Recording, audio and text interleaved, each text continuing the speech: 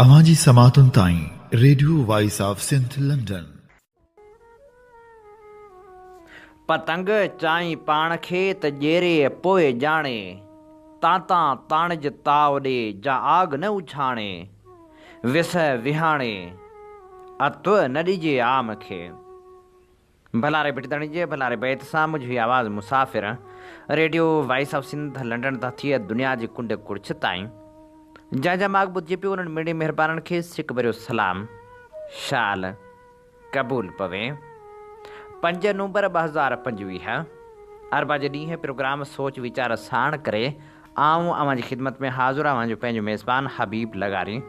Programme जी शुरूआत में अव्हां लाइ इहा ई दुआ त शाल जितो हुजो सुख सलामती सां हुजो, कॾहिं बि ॾुखियो ॾींहुं न ॾिसो ऐं कॾहिं बि अव्हां जूं मुर्कूं अमेरियूं न थियनि। दुनिया जी कुंड कुड़छ में जिते बि रहो सिंध लाइ, सिंध वासियुनि लाइ ऐं दुनिया जे मज़लूम माण्हुनि लाइ जा खोड़ींदा रहो। शाल अव्हांजा ख़्वाब तबीरनि सां लही सघनि। इहो बि सच आहे त वफ़ाक़ सूबनि जा हक़ हड़प कंदो रहियो आहे, पर हाणे त हालत इहा वञी पहुती आहे जो वफ़ाक़ियत जमहूरियत लाइ बि ख़तरो बणिजी वई आहे। तजवीज़ कयल 27वीं आइनी तरमीम पाकिस्तान में शदीद सियासी आइनी बहस छेड़े छॾियो आहे। उन जे सभ खां तकरारी पहलुअनि मां हिकु इहो आहे त सूबनि जे हिसे जे तहफ़ुज़ खे national finance commission NFC award मां ख़तमु करण जी तजवीज़ ॾिनी पई वञे, जेका ॻाल्हि पाकिस्तान जी वफ़ाक़ी जोड़जक जे बुनियाद खे धक रसाए थी। जेकॾहिं हिन तरमीम खे लागू कयो वियो त उहा न रुॻो सूबनि जे आइनी हक़नि खे कमज़ोर कंदी, पर उहा तारीख़ी 18वीं तरमीम जे रूह ऐं जोहर खां पोइ ते वापसी हूंदी। जेका तरमीम पाकिस्तान जी क़ानून साज़ी जी तारीख़ में सभ खां अहम जमहूरी कामयाबियुनि मां हिकु आहे। 2010 में मंज़ूर थियल 18वीं तरमीम हिकु वसीअ सियासी इतफ़ाक़ सां मंज़ूर थी, जंहिं मर्कज़ खां सूबनि ॾांहुं इख़्तियारनि जी मुंतक़िली ज़रिए हक़ीक़ी वफ़ाक़ी तवाज़ुन बहाल कयो। उन तरमीम NFC वसीले माली वसीलनि जी कंहिं क़दुरु बहितर विरासत खे यकीनी बणायो ऐं सिहत, तालीम, ज़राइत ऐं मक़ामी हुकूमत जहिड़नि अहम शोबनि में सूबाई इख़्तियारनि खे मज़बूत कयो। उहा तरमीम पाकिस्तान जे सियासी शऊर ऐं बालिग़ नज़रिए जी अलामत हुई, ख़ासि तौर ते पाकिस्तान पीपल्स पार्टी जी, जंहिं उन अमल जी अॻुवाणी कई। छाकाणि त जमहूरियत तॾहिं मुस्तक़िम थी सघे थी जॾहिं वफ़ाक़ी यूनिटनि खे बाइख़्तियार बणायो वञे। पर 27वीं तरमीम बाबति जेके कुझु हेसि ताईं ज़ाहिर थियो आहे उहो सभु कुझु ख़तमु करण जे ख़तरे सां भरियलु आहे। NFC में सूबनि जे हिसे जी आइनी ज़मानत खे ख़तमु करण सां ईंदड़ हुकूमतनि खे माली वसीलनि जी विरासत में मर्कज़ जे हक़ में हथ चुरांद करण जो मौक़ो मिली वेंदो। अमली तौर ते उहा तरमीम पाकिस्तान में अहिड़े मर्कज़ी कंट्रोल वारी हुक्मरानी जी वापसी हूंदी जेका 18वीं तरमीम खां अॻु मौजूदु हुई। 27वीं तरमीम दरअसल 18वीं तरमीम जो रोल बैक आहे। 18वीं तरमीम गॾियल सियासी बसीरत ऐं इख़्तियारनि जी मुंतक़िली लाइ अवामी ख़्वाहिश जो नतीजो हुई। उनखे ख़तमु करण जो मतिलबु हूंदो त पाकिस्तान जे विरहायल सियासी मंज़रनामे में हासिलु थियल उन नायाब हासिलात खे ख़तमु कयो वञे। हिन सूरतहाल खे पीपल्स पार्टी जी मौजूदा सियासी पोज़ीशन जे पस मंज़र में ॾिसबो त ॻाल्हि वधीक ॻणती जोगी थी वञे थी। तारीख़ी तौरु पीपल्स पार्टी सूबाई हक़नि, वफ़ाक़ी हमाहंगी ऐं जमहूरी असूलनि जी सभ खां वॾी मुहाफ़िज़ हुजण जी दावेदार रही आहे। जेकॾहिं पीपल्स पार्टी कंहिं सियासी फ़ाइदे लाइ अहिड़ियुनि क़ुवतनि सां हथ मिलाए थी जेके वाज़िह तौर ते गैर जमहूरी या मर्कज़ी रवैयनि वारियूं सम्झियूं वञनि थियूं, त उहा पंहिंजे नज़रियाती बुनियादनि ते पंहिंजे ई हथनि सां कुहाड़ो हणी रही आहे। पीपल्स पार्टी जी साख 18वीं तरमीम जे विरसे सां ॻंढियल आहे, जेका जमहूरियत, सूबाई हक़नि ऐं अवामी बाइख़्तियारी जी अलामत बणिजी वई आहे। उन्हनि उसूलनि ते को बि समझोतो, ख़ासि तौर ते सिंध में उन जे रिवायती वसीलनि जे मुनसिफ़ाणी विरासत जो मुतालबो वधीक ज़ोरदार आवाज़ ऐं लहजे में उभरी रहियो आहे। गैर जमहूरी क़ुवतनि सां गॾु थियणु भले कुझु वक़्त लाइ छो न हुजे, उन सां उहो ख़तरनाक पैगाम वेंदो त पीपल्स पार्टी पंहिंजे उसूलनि तां इक़्तिदार ख़ातिर हथ खणी सघे थी। अहिड़ी रवश पीपल्स पार्टीअ जी अवामी पार्टी वारी सुञाणप खे कमज़ोर कंदी। मौजूदा 27वीं आइनी तरमीम जंहिंजा ख़दो ख़ाल अञा चिटा थियणा आहिनि ऐं वाज़े थियणो आहे त उन जी गोदड़ी में कहिड़ा गुल आहिनि। रुगो एक कानूनी तरमीम ना है, उहा पाकिस्तान जी जमहूरियत उन जी सियासी पार्टियुनि लाइ हिकु आज़माइशी लम्हो आहे। ख़ासि तौर ते पीपल्स पार्टी लाइ मालियाती एवार्ड में सूबनि जे हिसे जे आइनी तहफ़ुज़ खे ख़तमु करणु सूबनि जे हक़नि ऐं आम माण्हुनि जी भलाई ते सिधो हमिलो आहे। पीपल्स पार्टी लाइ अहिड़ी तरमीम जी हिमायत करणु या उनखे मुमकिन बणाइणु उन्हनि उसूलनि जी बेहुरमती हूंदी जिन ते उनखे अवामी इज़त ऐं वफ़ादारी हासिलु थी। पीपल्स पार्टी खे फ़ैसिलो करणो पवंदो त छा उहा जमहूरियत ऐं वफ़ाक़ियत जी मुहाफ़िज़ तौरु पंहिंजो विरसो बचाइणु चाहे थी या पंहिंजी वॾे कारनामे खे ख़तमु करणु उते कुधे कम में शरीक थियणु चाहे थी। आमीअ ॿुधी रहिया आहियो radio voice of Sindh London. अव्हां जी ख़िदमत में प्रोग्राम पेश कयो पियो वञे सोच वीचार जिन सफ़र में आऊं अव्हां सां मुखातिब आहियां पंहिंजो मेज़बान हबीब लगारी। हाणे जॾहिं 27वीं आइनी तरमीम जूं ॻाल्हियूं थी रहियूं आहिनि तॾहिं इहो बि सवाल साम्हूं अची रहियो आहे त छा सदर ज़रदारी उहिदे ते रही सघंदो। असद तूर जे तजिए मूजिबि अहिड़ियूं तरमीमूं आंदियूं पियूं वञनि जिन में अवाम जे बुनियादी हक़नि इंसानी हक़नि जे तहफ़ुज़ बदिरां उन्हनि खे ख़तमु कयो पियो वञे। हाणे अव्हां जा हर हंधि ट्रायल थींदा ऐं सज़ाऊं मिलंदियूं। ॾिसणो पवंदो त 26वीं तरमीम खां पोइ छा पीपल्स पार्टी 27वीं तरमीम में बि सहूलियतकार बणिजंदी। नवाज़ लीग त अॻी हर ॻाल्हि ते राज़ी आहे। 27वीं आइनी तरमीम में आइनी अदालत जो ज़िक्र आहे। आइनी अदालत जे क़याम खां पोइ सुप्रीम कोर्ट में आइनी बेंच ख़तमु थी वेंदी ऐं पोइ 26वीं आइनी तरमीम वारियूं दरख़्वास्तूं बेअसर थी वेंदियूं। अहिड़ा केस बि आइनी अदालत वेंदा। जजनि जी उमिरि 70 साल थी वेंदी। उन सां कुझु जजनि खे फ़ाइदो मिलण जो इम्कानु आहे। 27वीं तरमीम में एग्ज़ीक्यूटिव मजिस्ट्रेट खे बहाल कयो वेंदो। बरतानवी दौर में उहे मजिस्ट्रेट हूंदा हुआ। उहे जज अदलिया जे मातहत न पर हुकूमत जे मातहत हूंदा ऐं DC खे रिपोर्ट कंदा। 2001 में हिकु तरमीम वसीले उन्हनि खे ख़तमु कयो वियो हो। हीअ मजिस्ट्रेट 2 सालनि ताईं जूं सज़ाऊं पाण मुरदो ट्रायल करे ॾेई सघनि था। केस कंहिं बि अदालत में न वेंदो। ख़दशो आहे त कंहिं बि एहतिजाज दौरान शिकायतुनि ते हीअ सज़ाऊं ॾींदा, यानी कंहिंखे बि को बहानो बणाए खंभे सघिबो। ट्रांसफ़र ऑफ जजिस बि हिन तरमीम जो हिसो आहे। ख़दशो आहे त इस्लामाबाद हाई कोर्ट जे 5 जजनि खे निशानो बणाए अदालत मां कढियो वेंदो। उन खां अॻु जज जी बदिली लाइ संदसि चीफ जस्टिस जो राज़पो ज़रूरी हो। तरमीम में NFC मां सूबनि जो हिसो घटाइण बि शामिलु आहे। सूबनि खे आइनी तहफ़ुज़ ख़तमु कयो वेंदो। वफ़ाक़ जंहिंजी वणे हिसे मां पैसा कटे सघंदो। जवाज़ इहो हो त वफ़ाक़ वटि पैसो न आहे, दिफ़ा लाइ रक़म नथी बचे। आर्टिकल 243 में तरमीम कई वेंदी, यानी पाकिस्तानी फ़ौज जी कमान कंट्रोल वफ़ाक़ी हुकूमत वटि हूंदो। खेनि किथे बि ज़रूरत पई मुक़ररियूं ऐं फ़ौज खे इस्तेमालु कंदा। हिन वक़्तु सदर वटि फ़ौज जी कमान आहे ऐं इख़्तियार आहिनि। वज़ीर आज़म जी तजवीज़ ते ई सदर आला उहिदेदारनि जी मुक़ररी करे थो।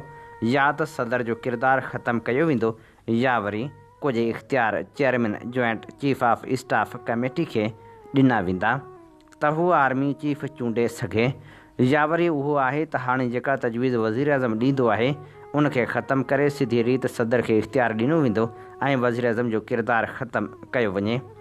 ईअं कयो वियो त आसिफ़ ज़रदारी ऐवान सदर में न रहंदो ऐं हू अची पंहिंजा माण्हू चूंडींदो। इलेक्शन कमीशन जी चेयरमैन जी मुक़ररी लाइ बि आइन में तरमीम कई वेंदी त जेको नए इलेक्शन कमीशन जी मुक़ररी ते डेडलॉक आहे उहो ख़तमु थिए। अपोज़िशन जो किरदारु उन मां ख़तमु कयो वेंदो। तालीमी आबादी ते कंट्रोल वारी वज़ारत बि वापसि वफ़ाक़ खे ॾिनी वेंदी। ज़रीन मूजिबि मैदनियात जी वज़ारत बि वफ़ाक़ खे वापसि ॾिनी वेंदी या वफ़ाक़ जो किरदारु वधायो वेंदो। वफ़ाक़ रिटायर्ड या हाज़ुर सर्विस जनरल खे बि लॻाए सघंदो। Army chief field marshal Asim Munir जी जेका सदर आसिफ़ अली ज़रदारी सां मुलाक़ात थी हुई उहा 27वीं आइनी तरमीम बाबति हुई त फ़ौज छा सम्झे थी ऐं सदर पाकिस्तान जो किरदारु कीअं बणाइणु चाहे थी। बिलावल चयो आहे त 6 नवंबर ते PPA जी सेंट्रल एग्ज़ीक्यूटिव कमेटी में उन ते मुशावरत कई वेंदी। लॻे थो त हलंदड़ महीने ही तरमीम टेबल ते अची वेंदी। अव्हां जी समातुनि ताईं radio voice of Sindh London. आमीअ ॿुधी रहिया आहियो radio voice of Sindh London. अव्हां जी ख़िदमत में प्रोग्राम पेश कयो पियो वञे सोच वीचार जिन सफ़र में आऊं अव्हां सां मुखातिब आहियां पंहिंजो मेज़बान हबीब लगारी। नामियारे शाइर जहांगीर ॾाहिरी लिखियो, नालो तुंहिंजो जीअं वतो मूं आह भिटाई, ज़िंदाननि में थी वई आहे ॼणत सुहाई, पहरेदारनि पहर पका पे सोचियो अॼु, क़ैदी आख़िर कंहिंजी वेठे वाई गाई, यार वतन जी मुहबत जी छा ॻाल्हि कजे, मौत असां सां क़दम क़दम ते अखि मिलाई, तूफ़ाननि में वणघाटे जी क़िस्मत कहिड़ी, पंछनि ॻाल्हि उन्ही ते आ मजलिस घुराई, मौत अचे पियो अॼु उछाइण दरवेशनि जी, ॻाल्हि हुनी बसि आहे मुंहिंजी प्यास वधाई, चारण आहियूं चुप भला कीअं रहंदासीं, चारण आहियूं चुप भला कीअं रहंदासीं, तंद असां वटि कोड़िए कंध कपिया आई, माहिर हा सभु तिन में को महरूम न हो, कारी ककरी हेठां जिन थे वेढ़ वधाई। नौजवान लेखक साजिद चांडे लिखियो, सिंध जा हाल ही आहिनि, हमराह जेल मां आज़ादु थिए ई मस्तो त वरी खंभिजी थो वञे। लाड़काणो शहर जी सिविल लाइन थाणे जी हद डिस्ट्रिक्ट जेल मां आज़ादु थींदड़ क़ैदी जमालुद्दीन ओठो खे सिविल कपिड़ा पहिरियल प्राइवेट माण्हू खंभे कार में खणी विया। ज़रियनि मां मिलियल ॼाण मूजिबि SHO नसीराबाद नईम अख्तर अबड़ो ऐं DSP वारे मुज़मिल सुमरो प्राइवेट माण्हू सां गॾिजी डिस्ट्रिक्ट जेल मां आज़ादु थींदड़ क़ैदी खे जेल जे गेट आॾो बग़ैर नंबर प्लेट वारी अल्टो कार में खंभे खणी विया, जंहिंजी वीडियो साफ़ी रिकॉर्ड करे वरिती। वीडियो में वाज़ह नज़र अची रहियो आहे त प्राइवेट कपिड़ा पहिरियल माण्हू सरियाम विच शहर मां क़ैदी खे ज़बरदस्ती खंभे कार में विहारे रहिया आहिनि, जॾहिं त क़ैदी दाहूं कंदे नज़र अची रहियो आहे। अहिड़े अमल ख़िलाफ़ जेल पुलिस अमलदारनि समेत कंहिं बि मज़ाहिमत न कई। इंसानी हक़नि जी लताड़ वारे मामले ते आफ्ताब सलेमान लगारी लिखियो, शायदि दुनिया में इंसानी हक़नि जी वसफ़ इहा हुजे त जेकॾहिं रियासत आवाम खे सहूलियतूं बुनियादी ज़रूरतूं मुहैया करण में नाकाम थी वञे ऐं उन्हनि जी इन्हीअ लापरवाही सबबि जॾहिं आवाम अहजनि में अची वञे त उनखे इंसानी हक़नि जी लताड़ सम्झो वेंदो हूंदो, पर जॾहिं मुल्की ज़मीनी हक़ीक़तनि खे उन्हनि इंसानी हक़नि जे पस मंज़र में परखिजे थो त सूरत हाल इंतिहाई संगीन बणियल नज़र अचे थी। हिते समूरा इंसानी हक़ शायदि रुॻो मुल्की हुक्मराननि ऐं मुल्क मथां क़ाबिज़ मख़सूस अशराफिया खे ई मुयसरु आहिनि, बाक़ी अॼु बि मुल्क में इनकार सुवाल ऐं ग़लति पॉलिसियुनि ते तनक़ीद करण ते पाबंदी लॻल आहे। ताज़ो शागिर्द अॻवान गनी अमान चांडियो खे कराची जे इस्पताल मां जहिड़ी रीति खंयो वियो आहे, उहो इंतिहाई अफ़सोसनाक अमल आहे। सिविल सोसाइटी, इंसानी हक़नि जा कारकुन, सियासी समाजी धुरियूं, शागिर्द, वकील पुरमन तरीक़े सां सरापा एहतजाज बणियल आहिनि ऐं सॼी सिंध हिन वक़्तु मुल्की वागधणनि खां इहो मुतालबो पई करे त फौरी तौरु गनी अमान समेत समूरनि बेॾोही कारकुननि खे आज़ादु कयो वञे। ख़बर न आहे त मुल्की वागधणी एॾो मुल्क आहिनि ऐं अवाम दुश्मनी ते छो लही आया आहिनि। अवाम खे बुनियादी ज़रूरतूं रहियूं पंहिंजे माॻ, पर घटि में घटि ईअं माइरनि जा गभरू नौजवान गुम करे सिंध खे रत त न रुआरियो न। छा सिंध में का वेढ़ाक तनज़ीम मौजूदु आहे? ख़ूबसूरत लेखारी हैदर मलाह लिखे थो, रियासत नवाज़ माण्हुनि जो ख़्यालु आहे त नौजवान अजायो सिंध सिंध पिया कनि, लतीफ़ खे पढ़ी पिया माण्हुनि खे वर्गल आहिनि, अञा वधीक त रियासती इदारा इंतिहाई ताक़तवर, बेरहम ऐं तशदुद पसंदि आहिनि। उन करे सिंध जे नौजवाननि खे उन पासे कंध वराए बि ॾिसणु न घुरिजे जिते सिंध जे हक़नि, आजबे ऐं तारीख़ तोड़े तहज़ीब जी ॻाल्हि थिए थी। उहे माण्हू भाषण ॾींदे हूबहू रियासत जो बयानो पेश कंदे फ़रमाइनि था, तव्हां नौजवान प्राक्सी वार खां परे रहो, या ईअं चवंदे नथा थकिजनि त पाकिस्तान जी रियासत हालत जंग में आहे। उनजी तारीख़ जो तत्व बि इहो आहे त जेकॾहिं रियासत पंहिंजे सरहदनि खां ॿाहिरि जंग बंदी कंदी आहे त रियासत जे अंदरि पंहिंजे ई माण्हुनि सां विढ़णु शुरू कंदी आहे। उन करे अव्हां जेके वेढ़ाक तनज़ीमनि सां सलाहिजी रहिया आहियो से उन ख़तरनाक कम खां पासो करियो। हाणे प्रॉक्सी वार छा आहे? उनजो सादो सूदो असूल इहो आहे त अॻु दुश्मन मुल्क पाण पंहिंजे फ़ौजनि ज़रिए जंग विढ़ी मुख़ालिफ़ मुल्क खे नुक़सानु पहुचाइण जी कोशिशि कंदा हुआ। हाणे उनजी जॻह ते मुख़ालिफ़ मुल्क जे अंदरि पंहिंजा एजेंट पैदा करे हूअ मुल्क जे अंदरि अफ़रा तफ़री पैदा कनि था। मथीं तशरीह जी रोशनी में छा सिंध में का अहिड़ी तनज़ीम मौजूदु आहे जेका पाकिस्तान जी रियासत जे अंदरि तशदुद सां भरपूर हमला करे इंतशार पैदा करण जो कमु करे रही आहे, बम धमाका करे रही आहे, रेलवे ट्रैक ऐं पुलियूं उॾाए रही आहे, या रियासती फोर्सिस जे इदारनि खे निशानो बणाए रही आहे? ईमानदाराणो जवाबु आहे, अहिड़े क़िस्म जी सूरत हाल घटि में घटि सिंध में किथे बि ॾिसण में न पई अचे।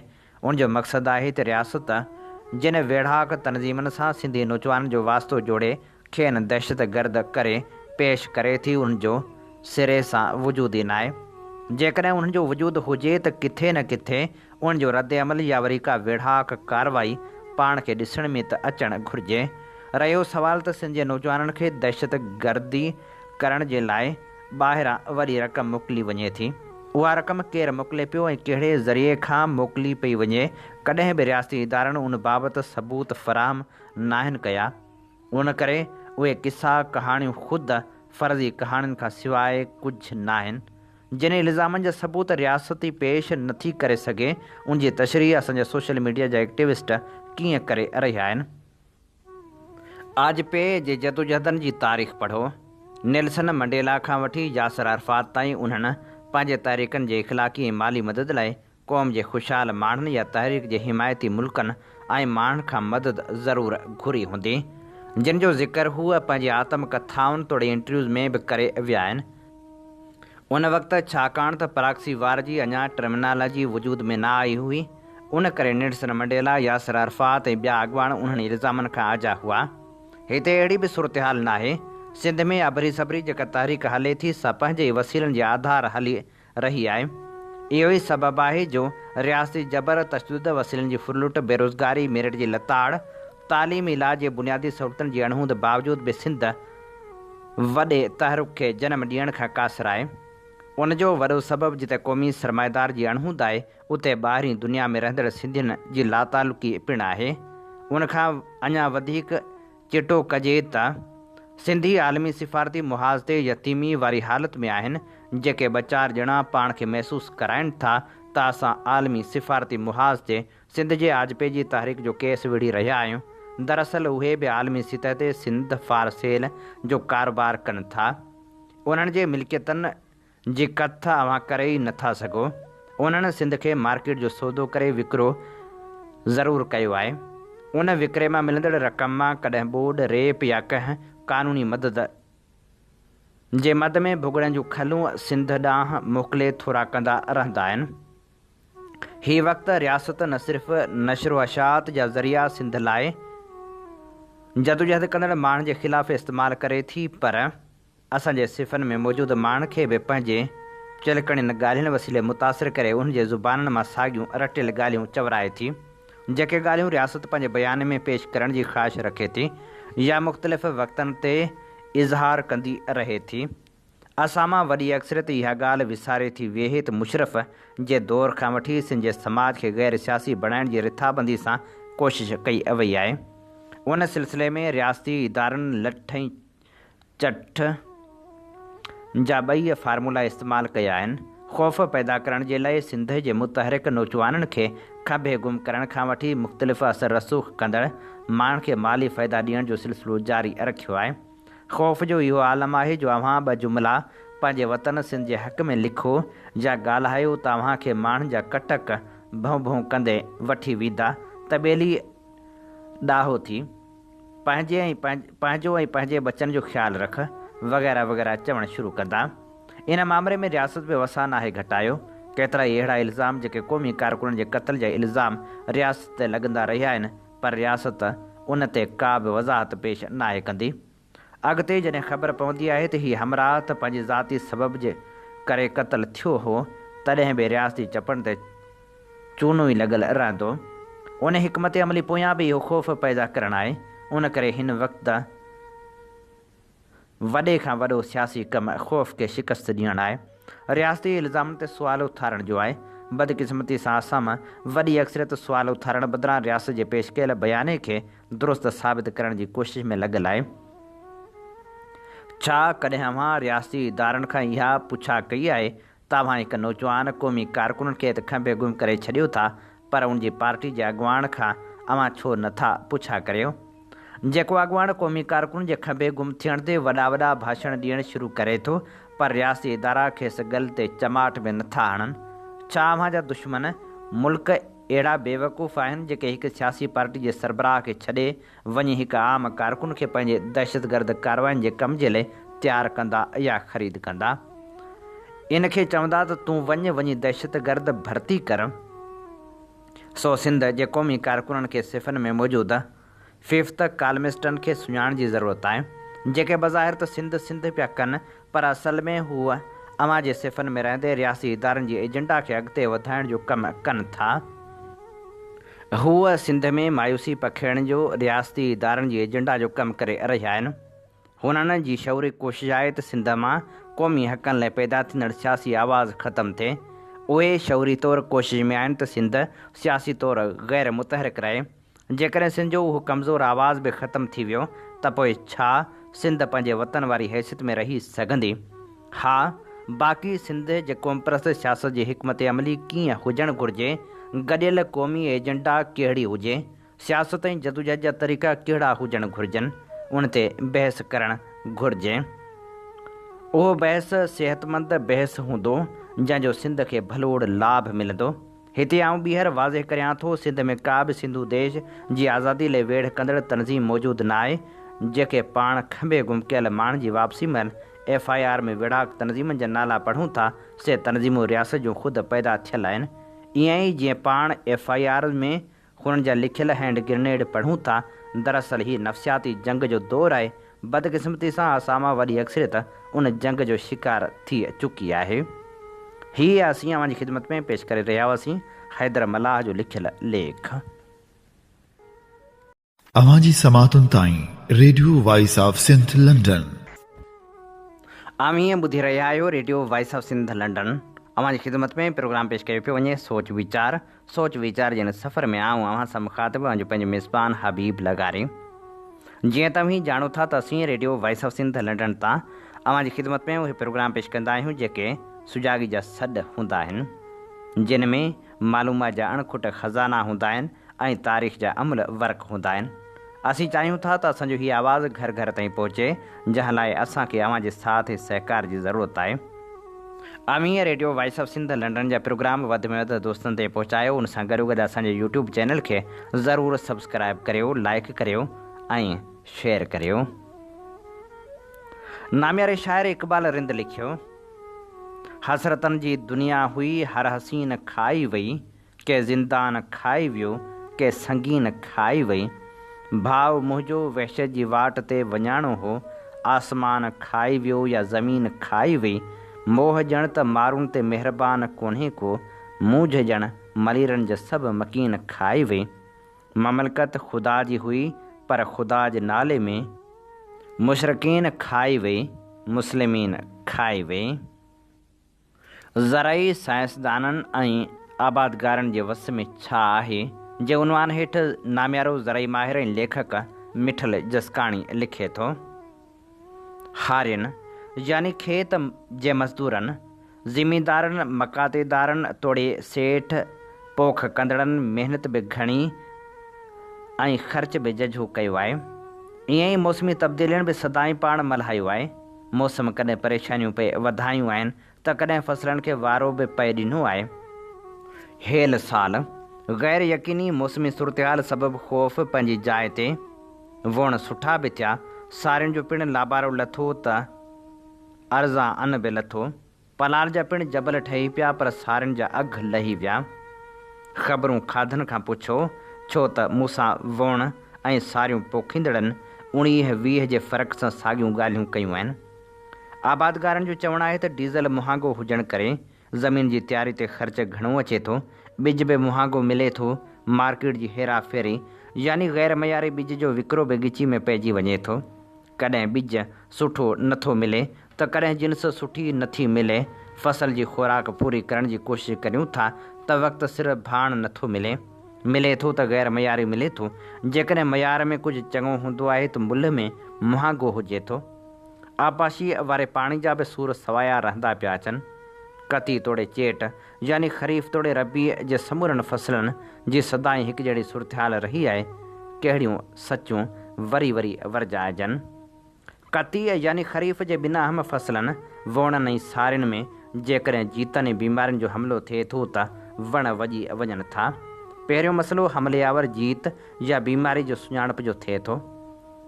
उहे जेकॾहिं ज़रई तालीमी तहक़ीक़ी ऐं तोसी इदारनि जे तजर्बेकार माहिरनि मार्फत सुञाणप में अची बि वञनि था त उन्हनि ते ज़ाब्तो आणण में मददगार शयूं तोड़े ज़रिए ज़हर मिलणु ॾुखियो थियो वञे, छाकाणि त उन कारोबार में ॿुधो आहे त कमु 2 नंबरी खां त छा 10 नंबरी खां बि चढ़ियल आहे।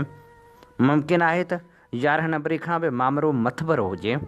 जिते कतीअ जे ॿिनि अहम फ़सलनि जे हवाले जो सच इहो हुजे थो, उते बाक़ी रहियल तिर ऐं गुआर समेत ॿियनि अनाज ऐं तेली बीजनि, दालियुनि ऐं भाॼियुनि जे ख़रीफ़ तोड़े रबीअ वारनि फ़सलनि में बि त अहिड़ी सूरत हाल हूंदी आहे। कमनि जा आबादगार बि पंहिंजे पूरनि ऐं सूरनि में हूंदा आहिनि। पेरा खणण सां समूरियूं सरबस्तियूं पधरायूं मुमकिन थी पवंदियूं। कीअं बि ऐं छा बि हिन वक़्तु कती जा पसाह पिछाड़का आहिनि, चेट जा जारी साबाहा आहिनि। वणनि जो आख़िरी चूंडो थींदे ई वणनि जो भेलाड़ो वोणाठियूं वॾे ॿाहिरि करणु, ज़मीन जी सफ़ाई ऐं तयारी करे चेट जा फ़सल ख़ासि तौर ते कणक पोखण जो सिलसिलो शुरू थी चुको आहे। ॿुधण में अचे पियो त आबादगार कणक जे बिज लाइ परेशान आहिनि। सारियुनि जा आबादगार पिणु कणक जी पोख लाइ ज़रूरी कमनि में मसरूफ़ आहिनि। किथे किथे त सारियुनि जो लाबारो लहंदे ई जाण जो बिज छटिजी चुको आहे। जेसिताईं जाण फुटंदी सारियुनि जा बुथ मोरबा त माल जो गाह कंदे ज़मीन साफ़ कबी, जाण जो फसल ज़ोर वठंदो। अहिड़ी रीति ख़रीफ़ यानी कतीअ जे सभिनी फ़सलनि जी पिछाड़ी ऐं रबी यानी चेट जे सभिनी फ़सलनि जी अॻियाड़ी जा ॾींहं ऐं रातियूं आहिनि।